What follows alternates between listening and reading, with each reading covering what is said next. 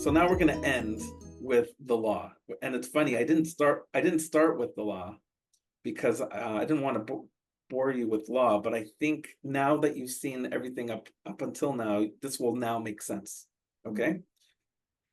What I'm taking is from case law. Okay, so people have argued over disclosure, and this is the things that judges have said. Okay, what the first line is quoted very often because it's from the Court of Appeal. The duty to disclose is the most basic obligation in family law, and the obligation is immediate and ongoing. So that's the starting point. Okay, and that should be your starting point when you're responding to it. You should default to want to disclose. Okay. The fundamental question is whether the various items of information are relevant or whether they have a semblance of relevance. Okay, so relevant is the bright line, but then there's the circle. And having regard to the material issues in the case. Are they right? And that's where the relevance turns into probative element. Okay. Right. Disclosure is not to be used as a weapon and is not intended for overreach. Okay, and so this is where the lengthy disclosure requests start to get some pushback. Okay, what does that mean, used as a weapon? And that's the game. The game is swamp the other side with these long requests and then say they are not following their disclosure requirements. Okay, that's weaponizing disclosure. Disclosure is not a tit for tat exercise. Each party should disclose on their own merits.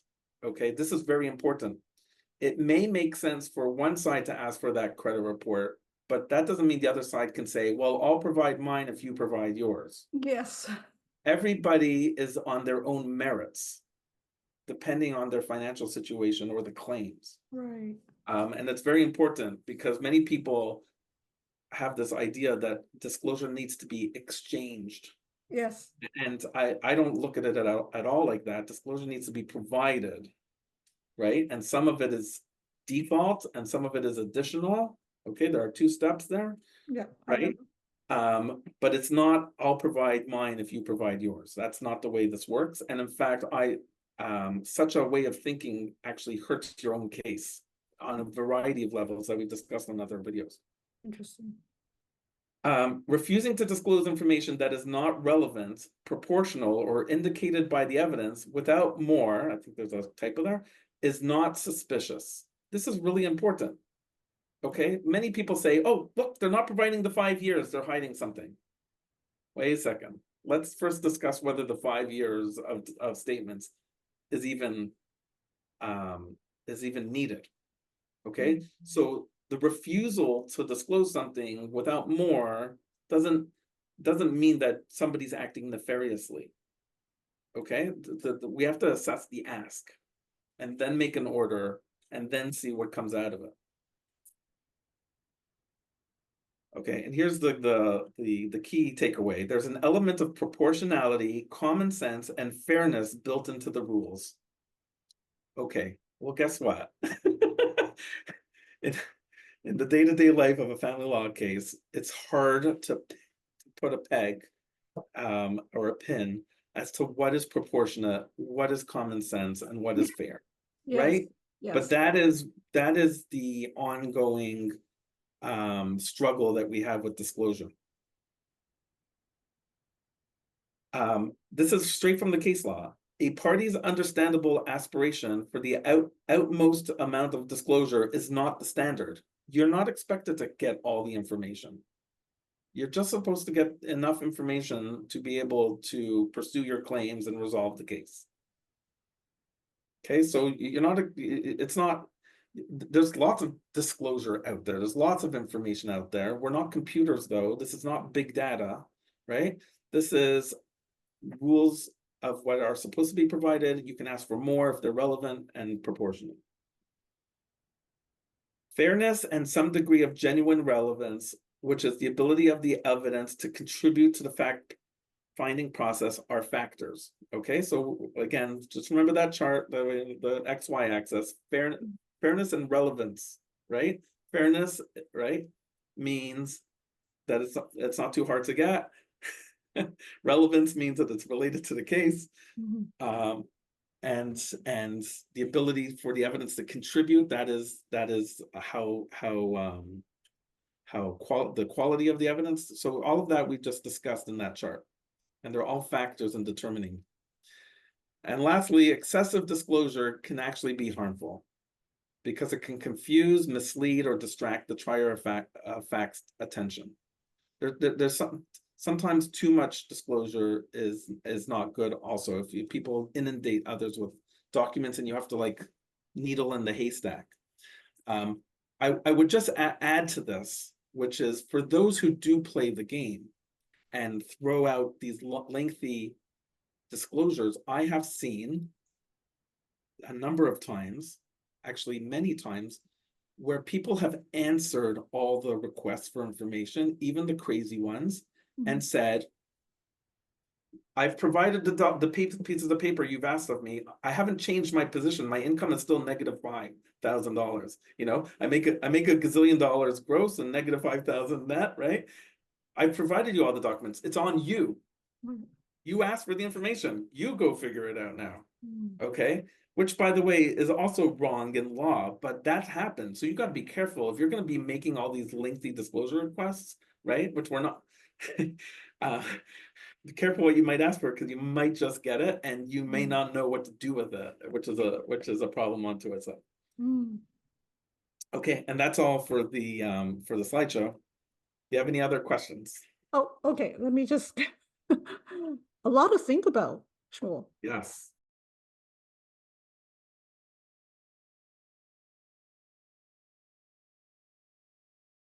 Okay, so this is for information, it's financial information, right? Like so this request for information never is not applicable to, say, parenting issues. So that's a good question. The answer is yes and no. Okay. The discussion that we've been having right now has been related to financials, and Yeah, it's very linked to Rule 13. right. Okay. There are ways to get information about, let's say, parenting issues. Yeah. Okay. And it includes making requests for basic information or documentation. You could ask for that. There's nothing stopping you. The process is very similar. If you think about it, you would make a request, either it's answered or not. You could compel people to provide what's called an affidavit of documents. That's under Rule 19. And Rule 19 is very specific that it says it's not dealing with financial documents. Okay. The problem with Rule 19 is that many people, it just asks you for all the documents that you have in your possession that are relevant. And so you're kind of putting it on the other party to determine what's relevant. So most people will still end up asking for information, right? Or documentation. And you could use the rule, the Form 20, because it's just Right. it's just sitting there. Right. And then lastly, Rule 20 deals with questioning, out of court Right. questioning. And Right. usually within that process, people ask for documentation also.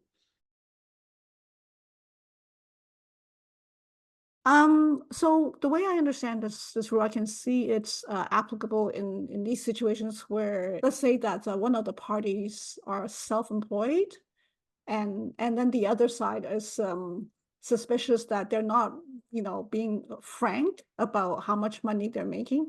So I can see this happening there. But what other situations might this come in? I can't think of another example where you would need to do a request for information. I'm just going through my head Yeah. the 13.1 financial statement. Okay. So many times there may be a retroactive child support claim, just as an Okay. example, that's related to income part 1. Right. And the rules only require that you provide 3 years of income information. Okay. Right. So you may be requesting more than 3 years worth of income information. That would be additional to the rules. That's a good example. Oh, okay. Yeah, that's a Okay. good one. Yeah. You might be making a claim with respect to post-separation credits. Okay, specifically that there are expenses that were paid on behalf of another person after separation. Okay, and that you want to have, you want to have credit for that. Okay. And so you might be requesting, let's say, mortgage documentation just to show that these transfers that you paid, they might have been cash transfers, but they went into the mortgage, Interesting. Oh, I right? But you see. don't have access to those mortgage statements because they're in the other person's name, or went into their bank account. You don't have those bank statements. Just as an example. Oh, cool. Interesting. Okay, so usually the big ticket disclosure requests are usually income related, but they're also Right. usually related when there are claims for unequal division of net family property, and people want to get into the nitty gritty of bank statements going backwards, leading up to separation, Mm. of the movement of money. Many times, there's a huge hole. Here's my hole. There's a huge hole in the disclosure requested for corporations. Okay, and I'm not even talking about income necessarily, but also just for the valuation of Right. corporations. To get that kind of information proactively, you need to make a request. And technically speaking, the person who owns a corporation needs to get it valued. And Rule 20.2 talks about experts, and the expert usually has in their report a list of the documents that they reviewed. And the rule says that when you provide this expert report, you're also supposed to provide all the documents that the expert relied on. And many times people still don't do that, and it's like right there in the rule, black and white. And so if you'd be making that request, provide me all the documents that the expert relied on. Yes, so you just reminded me of the timing of this request for information, because can you make a request for information at the eve of trial? Yeah, after the trial management conference, like after all these conferences, and you're literally trial is next week. And then you suddenly go, oh, wait a second, they never disclosed like what you said. Can you do a request for information that late?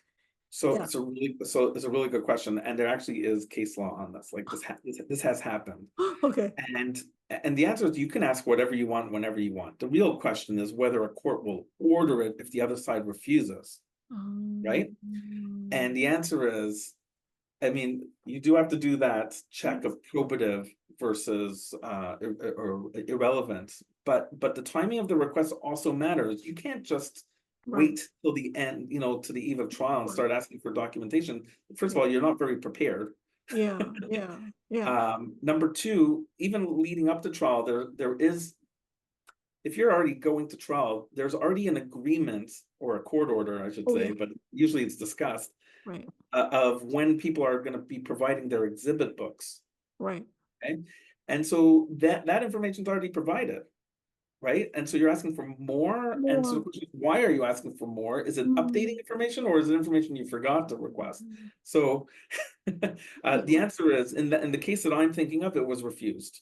Mm, You can't just, especially if you're trying to do it as a means of delaying the trial. Oh, we can't proceed to trial because we don't have all the paper. wow. Right. Classic.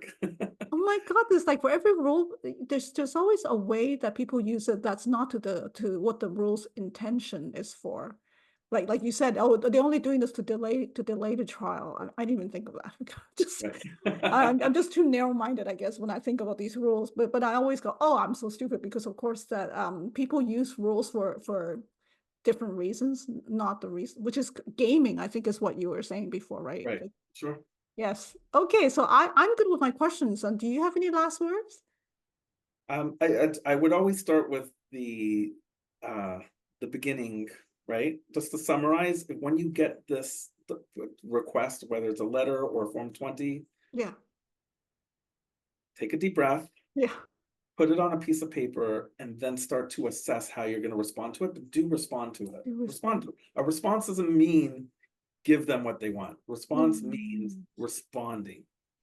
Be a person in, take your rightful place, and um, you have as much obligation to provide as they do for the circumstances. So, you yeah. know, look at it from that perspective.